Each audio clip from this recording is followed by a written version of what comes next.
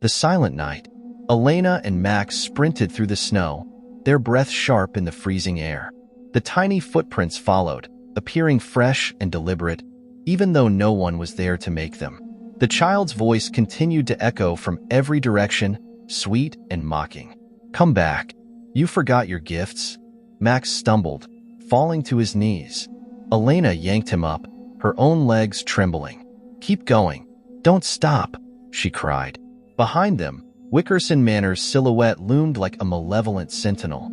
Its windows pulsed with light, and shadows writhed inside, their twisted shapes clawing at the glass. The air buzzed with whispers, louder and louder, growing into a deafening roar.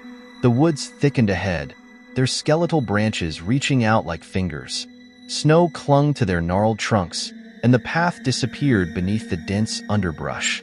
The siblings plunged into the trees, desperate to escape the unnatural pull of the manor. But the woods offered no sanctuary. The whispers followed, growing distorted, guttural. The shadows spilled into the forest, slithering along the ground and up the trees. "Elena, it's all around us," Max shouted, his voice cracking with terror.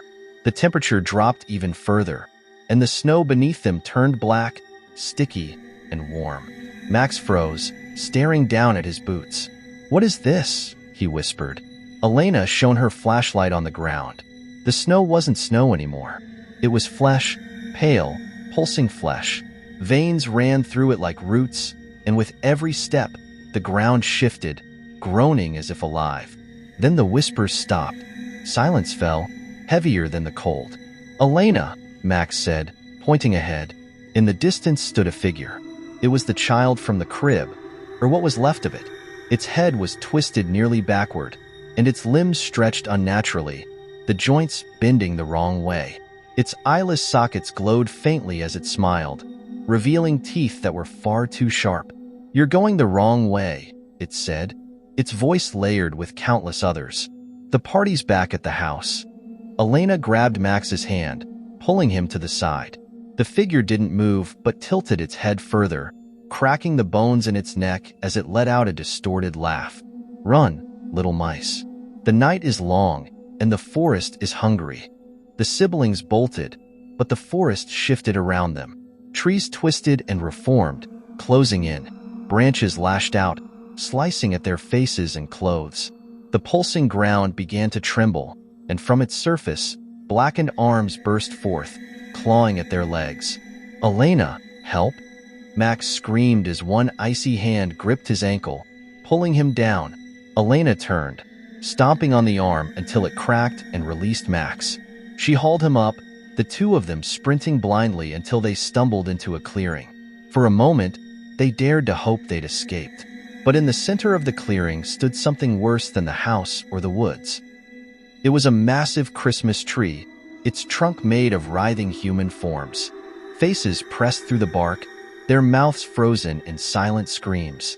From its branches hung ornaments that dripped with blood, and strings of intestines glistened in place of tinsel. At its base, a pile of gifts sat neatly wrapped in bright paper, their ribbons fluttering as though alive.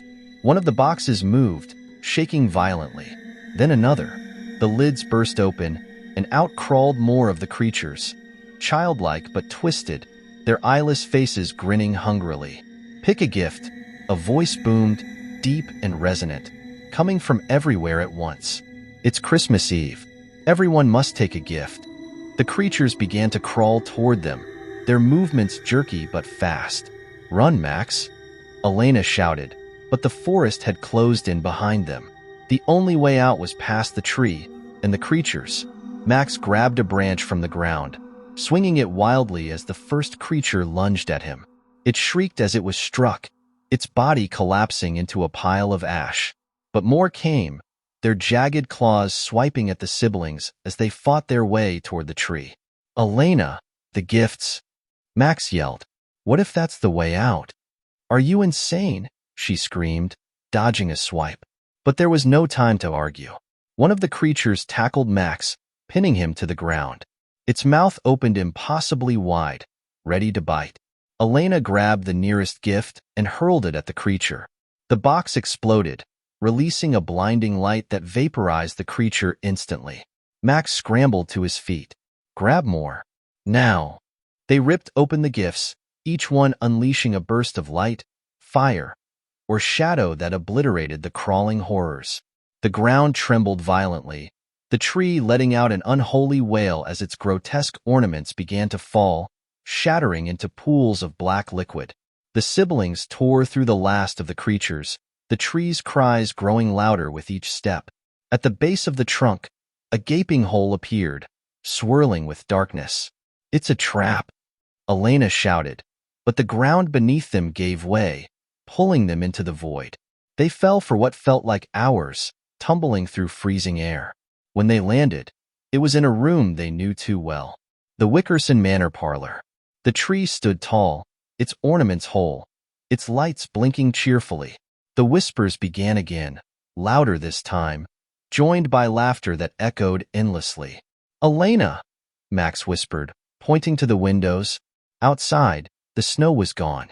Instead, faces pressed against the glass. Hundreds of them, pale and eyeless, watching with malicious glee.